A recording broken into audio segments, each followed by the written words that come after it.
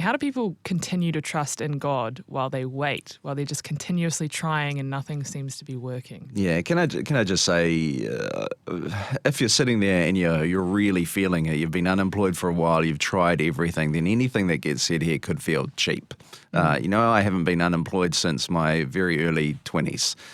So there's an element where I can throw words into this, but I just want you to know that if you're unemployed and you're really feeling it, then I feel for you. We feel for you. So anything that gets said here is offered with the best of intention, and I know that there'll be people who are going, but you just don't understand. And yeah, there's an element where that's true. I think the thing I would want to speak to is almost going to relate a little bit to what we're going to speak to next. It's that sense of identity, because we live in a culture where there's so much identity wrapped up in our work. If you're Pākehā, one of the first things that we'll ask people when we meet them is, what do you do? And to have to offer the answer to that question of I'm unemployed at the moment there's an identity knock there. There's a knock to the sense of who you are. So there's all the talk we could do about getting a job, etc. But to speak into that identity question, I think I'd want to say you are not what you do. So if you're sitting there and you're trying really hard to find a job, and you're struggling to find meaning in your days because you can't find that work, I think it's a reminder not to trust in God as the one necessarily who's going to give you a job. I do believe in that, but that's not first and foremost what God is about with us. I think we follow the God who loves us so much that Jesus happened, and the cross happened, and the resurrection happened, the ascension happened. So that happened no matter who we are and what we do. The truth is you are fearfully and wonderfully made. We're going to go into this a little bit next. And God loved you so much that he dove into the world, and God is there with us. God is there with us in the struggle. When I was in Germany, and my daughter's health was in a really bad way, and I was struggling with my own sense of faith and where is God? How does the suffering work? One of the images that I found the most solace in was the crucifix and Jesus on the cross. Like, I know for us Protestants, we sometimes see that and we're like, oh, but he's risen. So the empty cross is what we're all about.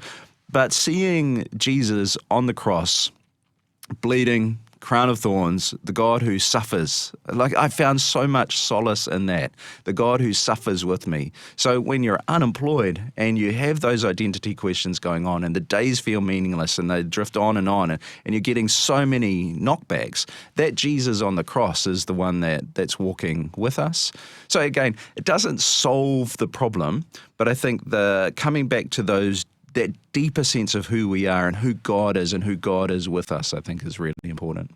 Yeah, because I mean, talking about any kind of practical tips of how to, there's endless of that stuff out there, right? I would have gone into it. There's all the financial pressures and the stress and all of that. But, we always talk about you shouldn't find your identity in your work that you do. But I think most people probably do. Yes. A lot of the times. And you probably often wouldn't realize it until you lose your job and can't get another one. And then you're like, man, my purpose, my meaning, where I found myself was so tied to what I did. And now I am lost without it, right? Like that's a hard place to be in. It is. And then it's like, and then your self-worth takes these knocks, as like with the sort of economic situation at the moment, where you hear stories of people applying for, like someone who just started working here recently said she applied for over 150 jobs, getting not even noticed, not even a courtesy email. That just like knocks your self-worth over and over and belittles you and makes you smaller and smaller. It's just such a hard place to be in. And that person probably would have been really good at any one of those 150 jobs, which is the hard pill to swallow as well. Whilst I say that our identity is not wrapped up in what we do in life is important. We are made to do.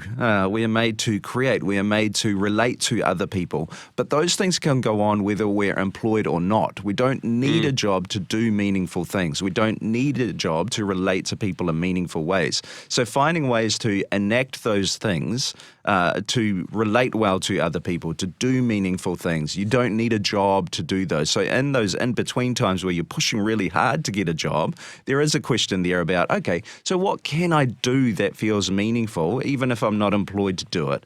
How can I act towards other people in a way that feels meaningful and good and healthy and beautiful and true, even if I'm not employed?